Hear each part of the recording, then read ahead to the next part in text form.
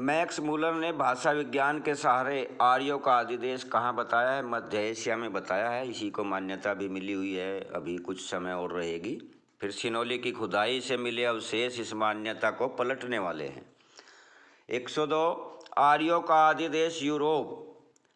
इस मत के प्रथम प्रचारक थे फिलिप्पा सेसेट्टी और फिर ये मत फैलता ही चला गया। वनस्पति एवं जीव जगत के आधार पर किसने हंगरी को आर्य का आदिदेश कहा? ये पी गाइल्स ने कहा है।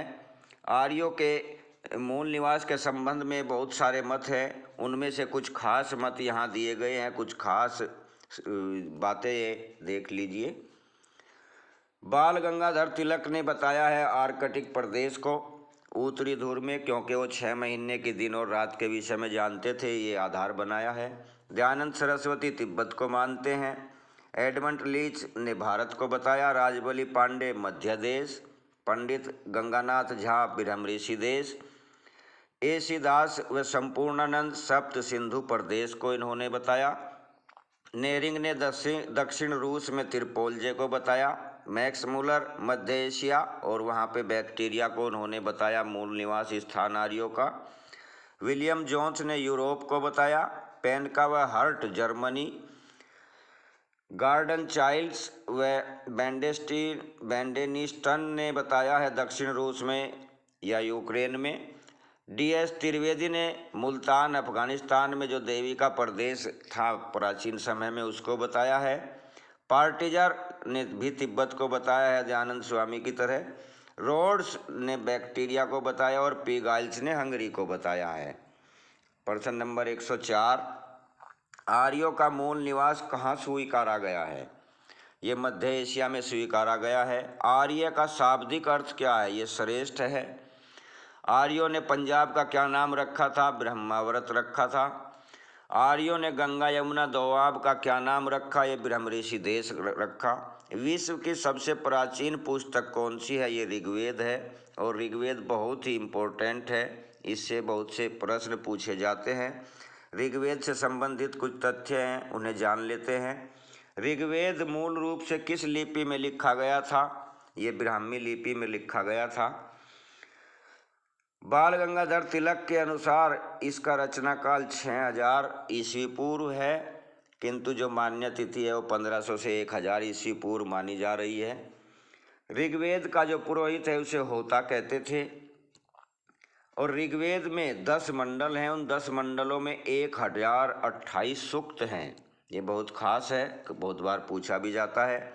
ये 1028 सूक्त 3 पाठों में विभाजित है। साकल में 1017, बालखिल्य में 11 और वास्कल में 56 मंत्र दिए गए हैं। बहुत प्रसिद्ध गायत्री मंत्र ऋग्वेद के 3रे मंडल से लिया गया है। यह सूर्य की उपासना का मंत्र है। इसकी रचना महर्षि विश्वामित्र ने की थी। पुरुष सूक्त, विवाह सूक्त और एल व उर्वशी संवाद ऋग्वेद के 10वें मंडल में है। इसमें से पुरुष सूक्त पर बहुत बार सवाल आता है। चारों वर्णों की उत्पत्ति का वर्णन भी पुरुष सूक्त में है, ये भी बहुत इम्पोर्टेंट है। ऋग्वेद का 9वां मंडल वनस्पति के देवता सोम को समर्पित है। ये भी पूछा जाता है वनस्पति के देवता कौन है या सोम किसके देवता है। ऋग्वेद के 2 से 7वें मंडल को प्राचीन माना जाता है और पहले व 10वें की रचना बाद में हुई, ऐसी मान्यता है। ऋग्वेद के 4थे मंडल के 3 मंत्रों की रचना 3 राजाओं त्रासदस्यु, अजमीड तथा पुरमीड ने की थी। ऋग्वेद के मंडल और उनके रचयिता, किस मंडल के लेखक रचयिता कौन है, ये यहाँ टेबल दी गई है। प्रथम मंडल मधुच्छंदा, अंगिरा व दीर्घतमा ने रचा था। दीर्घतमा ने ही विवाह को संस्था का रूप दिया। द्वितीय मंडल गृहस्मत भार्गव ने, और इन्हें विश्व का प्रथम इंजीनियर, बुनकर या अभियंता माना जाता है। तृतीय मंडल राजऋषि विश्वामित्र ने, जो विश्व के प्रथम माध्यमिक गुरु भी माने जाते हैं, और इसी मंडल में गायत्री मंत्र भी है। चतुर्थ मंडल वामदेव ने, कृषि संबंधी क्रिया इस मंडल में हैं। पंचम अत्रि ने, छठा भारद्वाज ने, 7वां महर्षि वशिष्ठ ने, और 8वां कर्ण व अंगिरस ने, इसी में वो 11 बाल खिल्य हैं। 9वां मंडल पवमान, अंगिरा और कश्यप ऋषि ने। सोम का वर्णन इसी 9वें मंडल में दिया गया है। 10वां मंडल त्रित, इंद्राणी, शची व श्रद्धा ने, ये विदुषी महिलाएं वैदिक काल की थी। ऋग्वेद में कौन सा शब्द कितनी बार आया है, इससे भी कभी कभी प्रश्न आ जाता है। और इसमें जन, इंद्र और अग्नि के विषय में अक्सर प्रश्न पूछा जाता है। बाकी आप खुद नोट कर लीजिए, देख लीजिए। ऋग्वेद पर आधारित कौन सा वेद है? ऋग्वेद पर आधारित है सामवेद। यज्ञों के अवसर पर गाया जाने वाले मंत्रों का संग्रह है सामवेद। इसके मंत्र यज्ञ के समय गाए जाते हैं। यज्ञ के विधि विधानों का वर्णन किस वेद में है? यजुर्वेद में है। बहुत बार ये आता है प्रश्न। गद एवं पद दोनों में लिखा गया वेद, ये भी यजुर्वेद है। ब्रह्मवेद या श्रेष्ठ वेद किसे कहते हैं? ये अथर्ववेद को कहा जाता है। विज्ञान एवं चिकित्सा की जानकारी किस वेद में मिलती है? ये भी अथर्ववेद में मिलती है। अथर्ववेद का नाम अथर्वा ऋषि के नाम पर पड़ा। इसमें 20 अध्याय, 731 सूक्त और 6000 मंत्र हैं। इसमें औषधियों से संबंधित ज्ञान है, यानी चिकित्सा की भी जानकारी है। कुछ विद्वान जादू, टोना, वशीकरण, भूत प्रेत मंत्र होने की भी बात करते हैं। इस वेद का उपवेद शिल्प वेद है। पांडव राजा परीक्षित को इसमें मृत्युलोक का देवता कहा गया है। और काशी का प्राचीनतम वर्णन अथर्ववेद में ही मिलता है, जो विश्व का प्राचीनतम शाश्वत शहर है, यानी अभी तक चला रहा शहर है।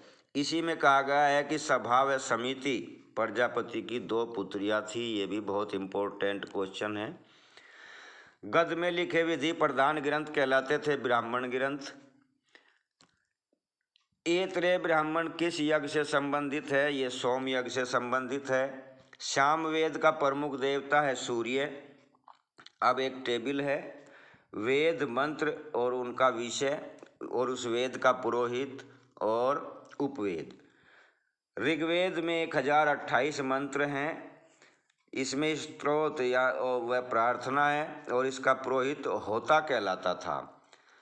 आयुर्वेद इसका उपवेद है। आयुर्वेद अथर्ववेद का भी माना जाता है। कुछ विद्वान इसका मानते हैं, कुछ अथर्ववेद का मानते हैं। यजुर्वेद में 1990 मंत्र हैं, जो यज्ञ के कर्मकांड से संबंधित हैं। और इसका जो पुरोहित था वो अध्वर्यु कहलाता था। सामवेद में 1810 है। ये संगीत से संबंधित है, गाया जाने वाला है। और इसका पुरोहित उद्गाता कहलाता था। अथर्ववेद में 6000 मंत्र हैं, जिसका पुरोहित ब्रह्मा कहलाता था। इसका शिल्प वेद इसका उपवेद है। दर्शन व रहस्य की पुस्तकें, जिन्हें वन में रहने वाले सन्यासियों के लिए अलग कर दिया गया था, क्या कहलाती हैं? ये अरण्यक कहलाती हैं। अरण्य में यानी वन में अध्ययन के योग्य। शतपथ ब्राह्मण का लेखक कौन है? महर्षि याज्ञवल्क्य। गोत्र शब्द का प्रयोग सबसे पहले कहाँ हुआ है? ऋग्वेद में हुआ है। वेद व उनसे संबंधित कुछ ब्राह्मण ग्रंथ है। ऋग्वेद के जो ब्राह्मण हैं ऐतरेय, कौशितकी अथवा सांख्यायन है। यजुर्वेद के तैत्तिरीय और शतपथ। सामवेद के पंचविंश अथवा तांडव, जैमिनीय और छांदोग्य, ये उपनिषद भी है। अथर्ववेद गोपथ इसका ब्राह्मण ग्रंथ है।